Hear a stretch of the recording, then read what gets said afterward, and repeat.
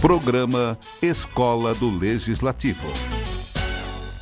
O nosso próximo tema é Gestão da Saúde pós-pandemia. O nosso palestrante é mestre em Educação, doutor em Economia, especialista em Administração Hospitalar, em Auditoria em Saúde e em Recursos Humanos.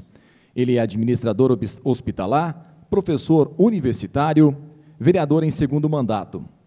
Segundo mandato também como presidente da Câmara de Teófilo Otoni, membro do Comitê de Enfrentamento da Covid na região Nordeste de Minas Gerais, relator da Comissão de Saúde da Câmara, presidente da Comissão de Orçamento, Finanças e Tomada de Preços. Convidamos, neste momento, doutor Fábio Lemes.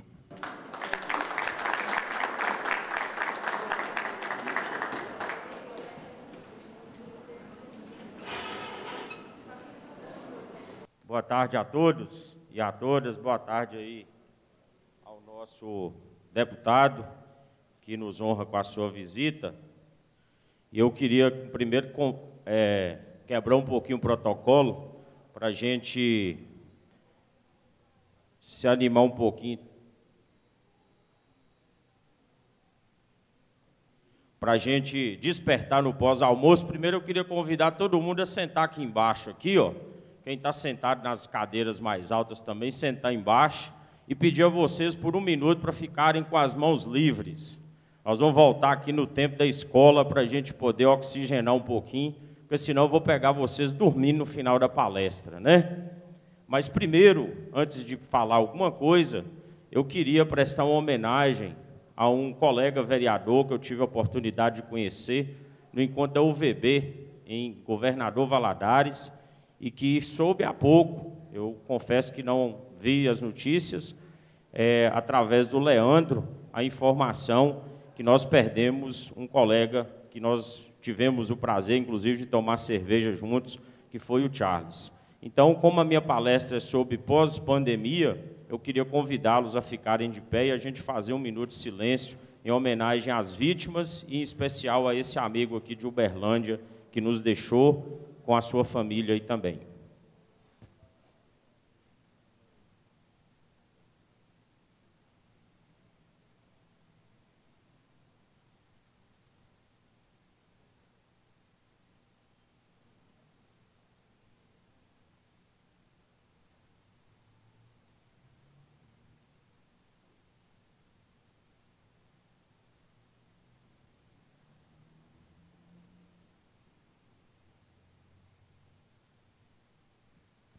Muito obrigado.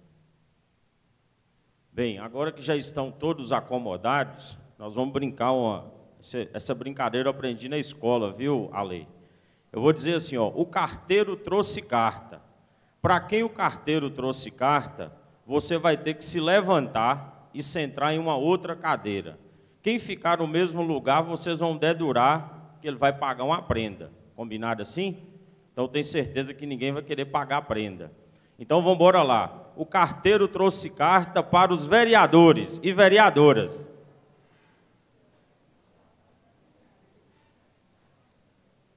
O carteiro trouxe carta para quem está de sapato preto.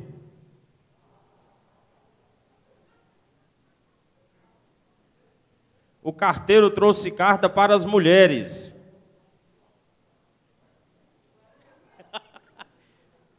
O carteiro trouxe carta para quem está de blazer. O carteiro trouxe carta para quem está afiliado a um partido político. Muito bem, já deu para a gente se levantar um pouquinho e esticar as pernas, né?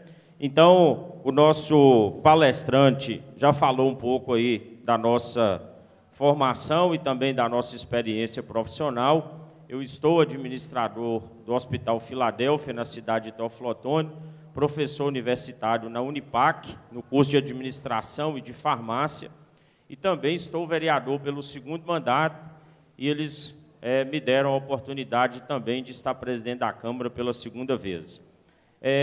O Leandro, né, nos fez o convite através da UVB para a gente estar falando um pouco sobre gestão da saúde no pós-pandemia. E aí, depois do professor Fred dar essa aula para nós, né, sobre fiscalização na educação, nós agora vamos tentar entender um pouco da saúde. Então, eu queria perguntar aqui, quem de vocês são profissionais da área da saúde? Em qualquer uma delas, por favor, levanta a mão. Muito bem, temos 3 aqui no plenário, né? Depois nós vamos descobrir aí o que fazem. Aí eu fiz um breve estudo aí sobre a situação de Uberlândia. Nas análises aí preliminares, a gente viu que é um polo, né, de saúde, região pujante, não só economicamente, mas com um número bem elevado de leitos, de hospitais. Coloca ali já uma dúvida, né, que nos foi apresentada acerca da população. Tem uma divergência com o censo do IBGE e com o censo do Ministério da Saúde. Depois é importante que vocês já olhem, porque eles devem impactar no repasse do município. E me chamou a atenção, né, que nós estamos falando de uma Câmara aí de 27 vereadores, que está a 537 quilômetros da capital de Belo Horizonte, e que eu tenho certeza que tem muitos desafios, porque o paciente para deslocar daqui é bem mais difícil, com o hospital universitário e também, né, com a estrutura de saúde que nós vimos, é bem provável que todos os pacientes devem ter resolutividade na rede aqui. Eu recebi mais cedo o boletim epidemiológico da Covid. A taxa de ocupação dos leitos aqui, eu confesso que fiquei assustado, está em torno de 58%. Eu acredito que é uma das mais altas do estado no momento que nós estamos. Na minha região, nós estamos com ocupação em torno de 9%. Na cidade de Teoflotone, nós tínhamos, até ontem, que foi o último boletim, apenas 7 pacientes internados em UTI e nenhum em enfermaria. Então, isso mostra porque que o protocolo aqui não pode nem levantar ainda, né? Porque nós ainda temos uma alta taxa de transmissibilidade. Alguns impactos que nós colocamos, que acredito que trouxe problemas para nós, vereadores, mas, acima de tudo, para a nossa população. Primeiro delas, a suspensão dos procedimentos. Nós tivemos aí a suspensão das cirurgias eletivas, dos exames especializados, consultas especializadas com cardiologista, com neurologista, ficou tudo parado durante esse período, está voltando agora. As transferências técnicas, e aí talvez aqui não, mas em várias cidades e regiões, o paciente precisava fazer uma cirurgia cardíaca, não conseguia transferência porque no hospital de destino estava suspensa as cirurgias. Esse paciente ficou represado aí. Faltou leitos de UTI, que já é um problema crônico em todo o estado, em várias regiões. Chegou a informação que aqui tem uma defasagem de 700 leitos. Eu achei um número que talvez nós vamos trabalhar mais 20 anos e não vamos ver essa abertura de leitos aqui na região, porque nós vamos falar disso, da dificuldade. Temos algumas especialidades com vazio assistencial enorme, várias clínicas aí que nos procuram para atendimento que não tem o médico ou não tem onde atende.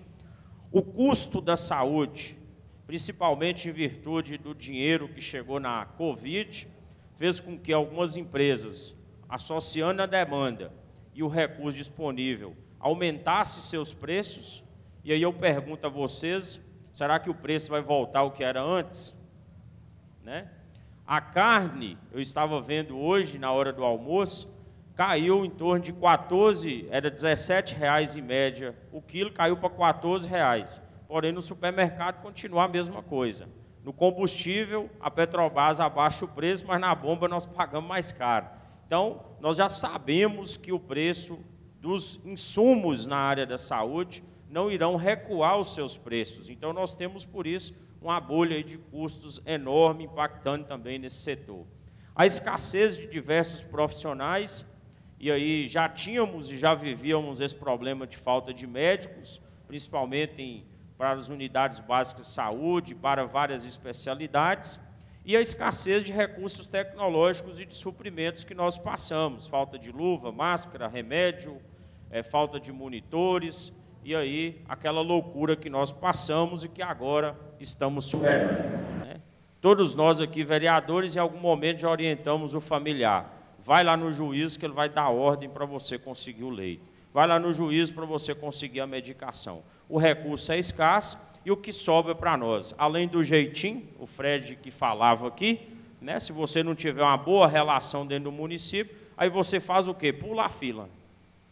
O parente do seu eleitor, o membro da sua família, aí você vai lá, liga para o secretário, para o amigo que é diretor do hospital e põe ele lá na frente da fila para ele entrar e fazer a cirurgia, pulando a sequência de 30, 40, 100, 200 pessoas. No intervalo, o Leandro me dizia que aqui em Uberlândia tem 700 endoscopias para serem feitas. Alguém sabe quanto pagam uma endoscopia pelo SUS? Um chute, pelo menos? Quanto? R$ 48,17. 48. Quem aqui já fez endoscopia? Vocês acham que com esse valor é possível você manter o profissional, o equipamento, a medicação, a equipe tem que ter um atendente, tem que ter um assistente para o médico, com R$ 48? Não vai fazer, né? Então, o município precisa entender o que é prioridade. Aí eu não faço a endoscopia no cidadão. O que acontece com ele? 3 meses depois, eu descubro que ele está com a úlcera. E ele entra na urgência, na UPA, fica lá 7, 10 dias para fazer a recuperação da infecção que criou-se, para depois ele fazer uma cirurgia. E se ele não for parar na UTI ou morrer? Qual que ficou mais caro? Né? Então veja que nós usamos o jargão, é melhor prevenir do que remediar, é melhor a prevenção do que... Mas nós não praticamos isso, fazemos isso muito mal. A mesma coisa das tecnologias, né? Tantas soluções, os municípios aí agora estão, que já é uma exigência do Ministério desde 2015, colocando o prontuário eletrônico e fazendo o acompanhamento de tablet dos agentes comunitários de saúde. Isso porque tinha gente que, no horário que ele tinha que visitar as casas, ele ia tomar café, visitar o parente, o amigo, e não visitava quem deveria. Então, se nós não começarmos a nos apropriar de tecnologia para fazermos a gestão eficiente desse recurso tão escasso, ele vai continuar insuficiente. Quero colocar telemedicina. Vocês já ouviram falar, já foram atendidos por uma consulta virtual? No município de vocês, durante a pandemia, utilizou a telemedicina? Alguém usou a telemedicina? Lá atrás. Gente, o que é a telemedicina?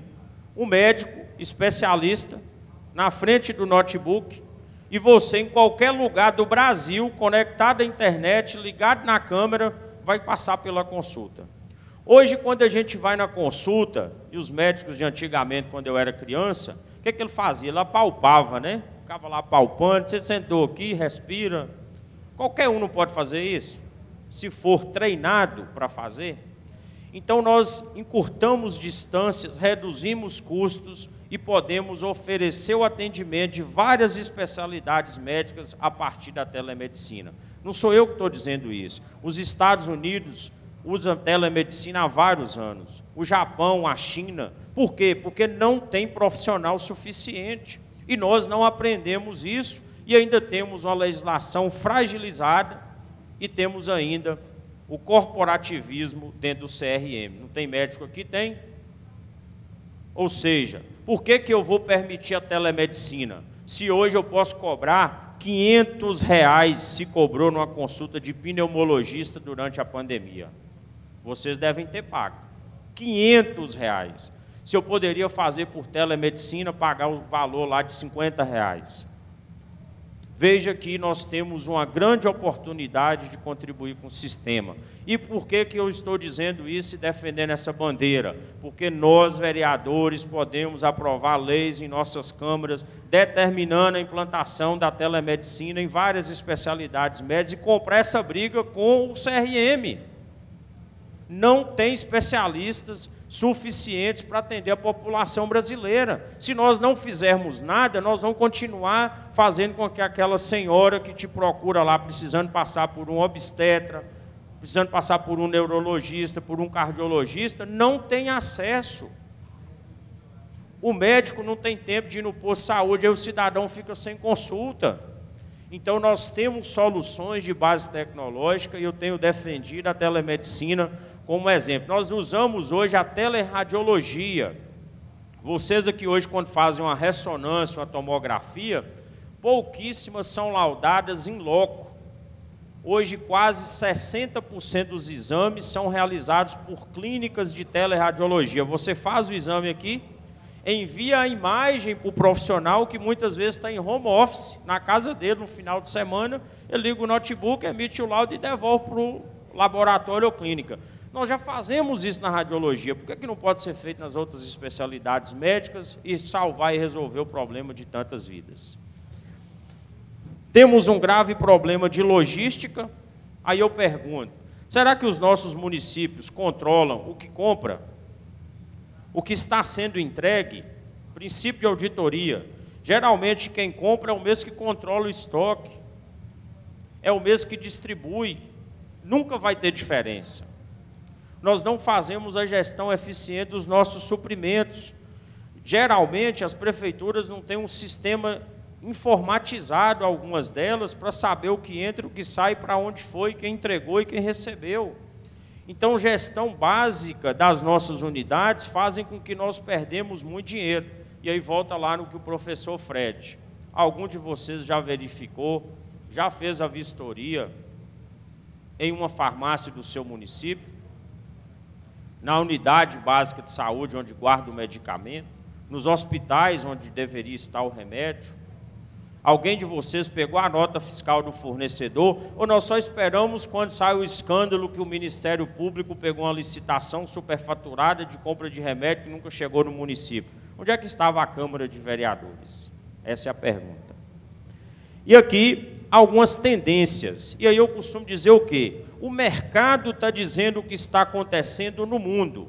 Por que nós não fazemos nada de diferente no poder público? Por que nós continuamos atuando da mesma maneira? E aí eu estou colocando para vocês isso por quê? Geralmente nós temos municípios com população muito pequena, 25 mil, principalmente em Minas Gerais, 853 municípios, hospitais com baixíssima resolutividade, a maioria com menos de 50 leitos. Vocês já devem ter escutado que um hospital, para ser viável, tem que ter mais de 100 leitos. Então, nós temos filas de cidades aí que tem menos de 50 leitos. Estruturas inviáveis com custo operacional altíssimo. Ou ainda temos o caso que aí eu vou citar, até o Flotone tem, e aqui há pouco tempo que nós já conversamos, acontece também aqui em Uberlândia. Várias unidades administradas pelo próprio município. Gente, se nós não estamos dando conta de administrar nem o que já é obrigação do poder público, será que nós vamos dar conta ainda de fazer gestão de unidade hospitalar? E ainda, geralmente, com 3 ou 4 modelos diferentes de gestão. O que eu quero dizer com isso? Geralmente, você tem, em cada unidade desse município, um gestor com uma cabeça diferente, tomando decisões que não condizem com um bom planejamento estratégico de gestão daquela unidade. E aí, qual é a experiência que nós temos visto? Primeiro, no mercado internacional, que foi a abertura, o Brasil, a partir do ano de 2018, liberou que nós pudéssemos receber capital internacional para a venda de serviços de saúde e concessão pública.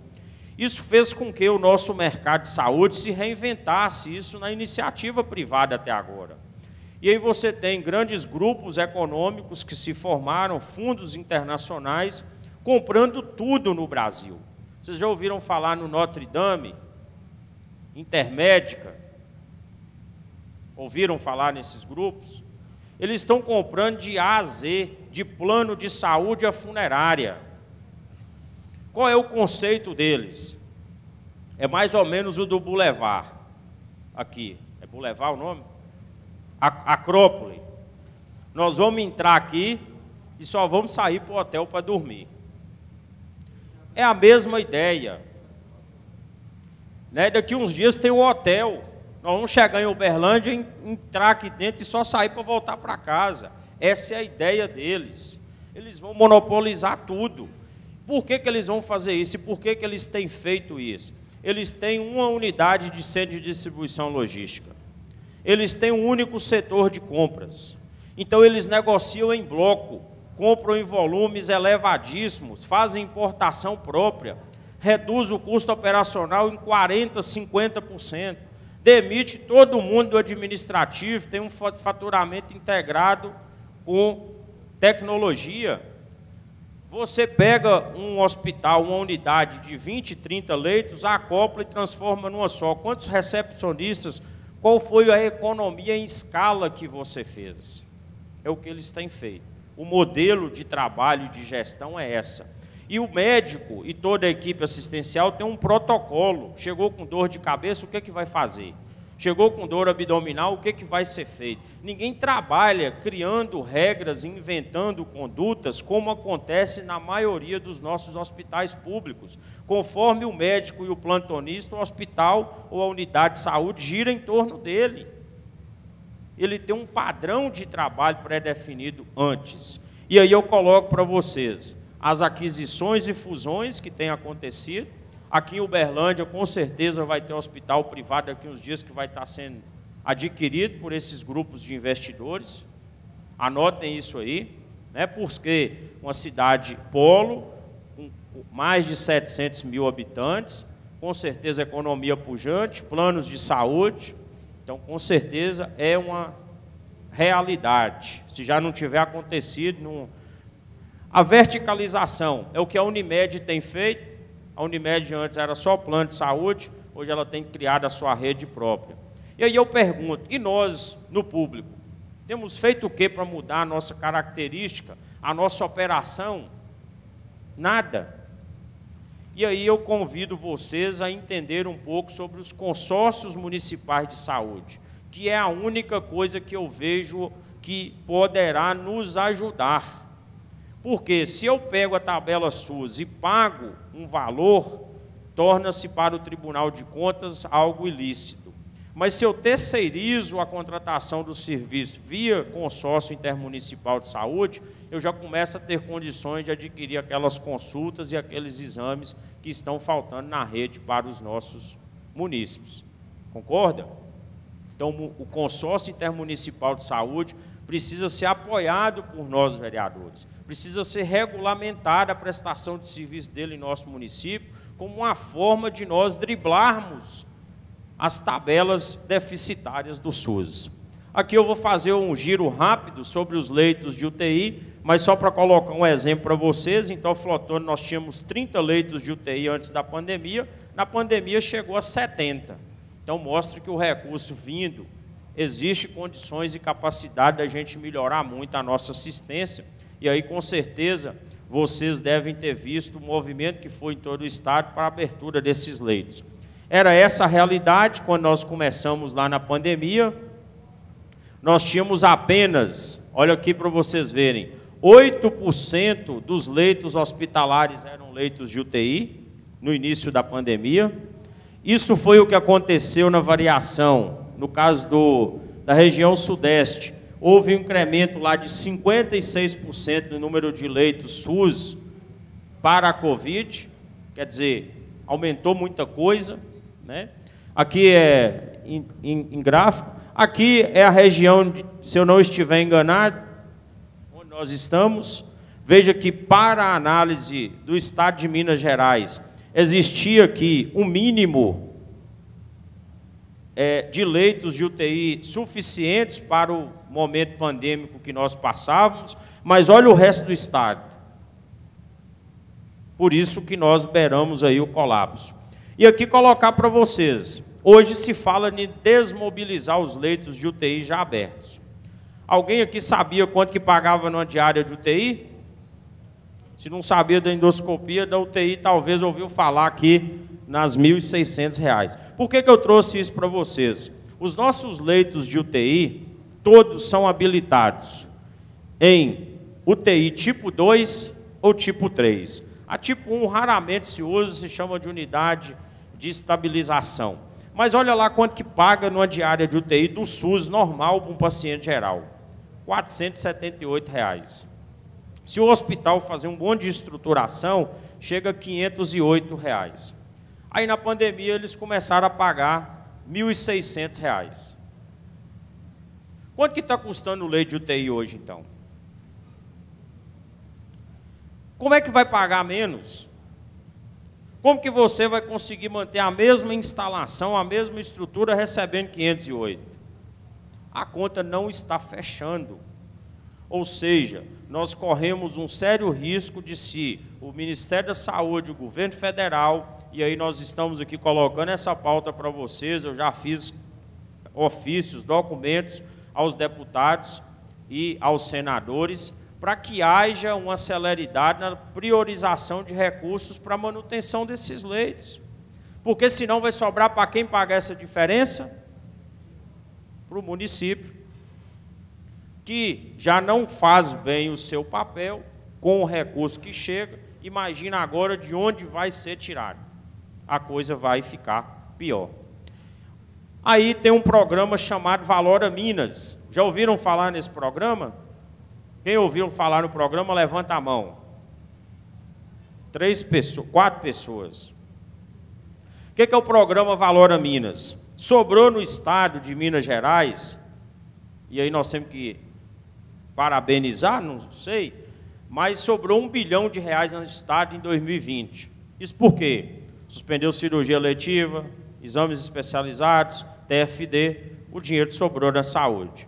O governador Zema, que não é bobo, mandou logo criar-se um programa para dizer assim, agora eu quero contemplar aqueles hospitais, aquelas regiões de saúde, colocando mais dinheiro para que eles possam melhorar os seus indicadores assistenciais. E aí ele pegou esse 1 bilhão e criou um programa chamado Valora Minas. Fez-se uma avaliação de vários critérios técnicos de produção e de estrutura desses hospitais. Os hospitais das cidades de vocês, todos foram avaliados, e já tem uma planilha de distribuição desse recurso a partir de janeiro. Pergunta-se, vocês nem sabiam do programa. Nós nem sabíamos que o recurso vai chegar lá no nosso município. E o que é que vai melhorar na vida do cidadão? Detalhe, na minha opinião, nada. Por quê? Porque serão os mesmos prestadores de serviços que prestam os mesmos serviços na atualidade que irão receber os recursos. Não houve nova pactuação ainda. Mas calma, ainda dá tempo. Essa pactuação ainda está em discussão, nesse momento, acontecendo em todas as secretarias municipais de saúde. Detalhe, caladinho para o vereador não ficar sabendo.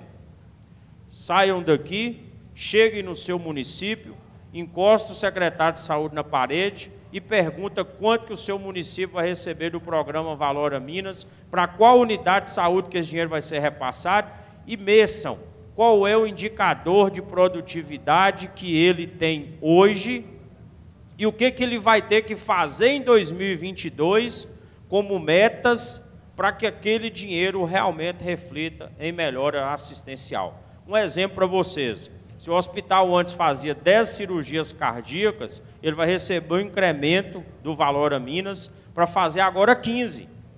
Não é para fazer as mesmas 10. Então, por isso que nós precisamos fiscalizar esse dinheiro, porque senão ele vai chegar no bolso e nós vamos ficar quietinhos e fazer o mesmo de antes. Aqui está muito pequenininho, mas tem na publicação do Ministério, da Secretaria Estadual de Saúde, o valor que cada uma das nossas regiões de saúde irão receber. Novamente aí, o slide não me ajudou, mas no Triângulo Mineiro aqui, ó, está previsto 10 bilhões de reais anual a ser inserido no programa de saúde aqui da região. Triângulo do Norte, isso.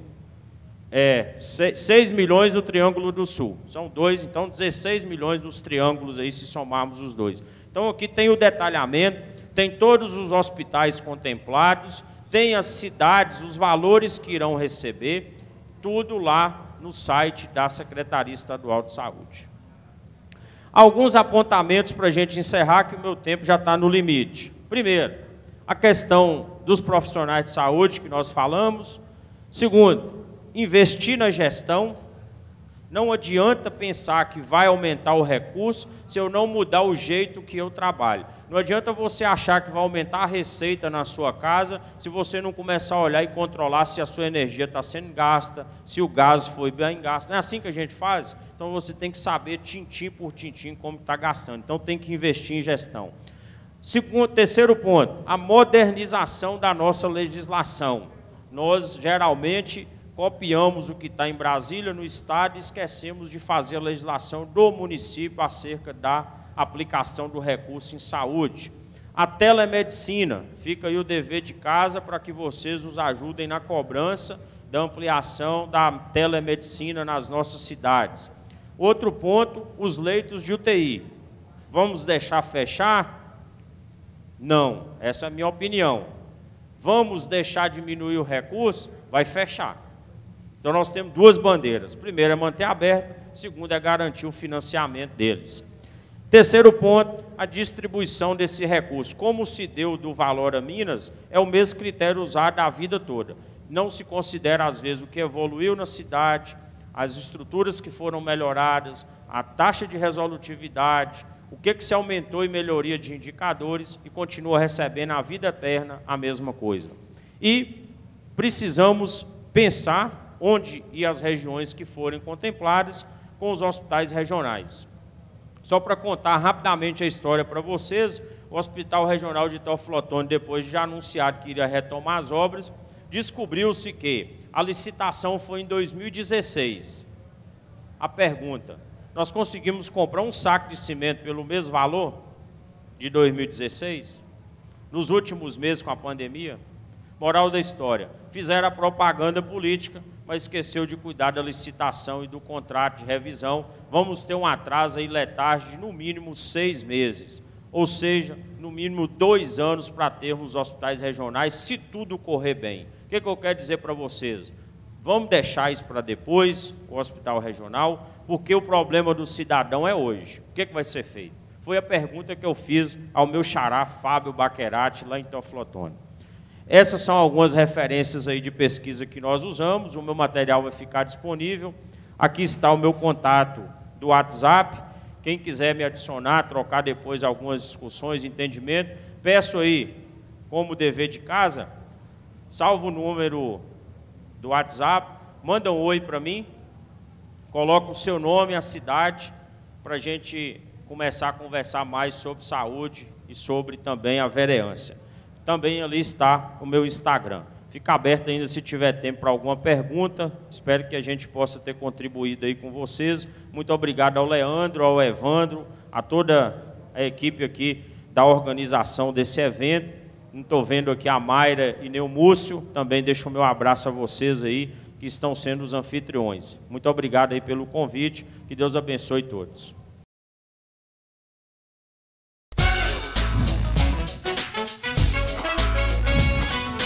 Programa Escola do Legislativo.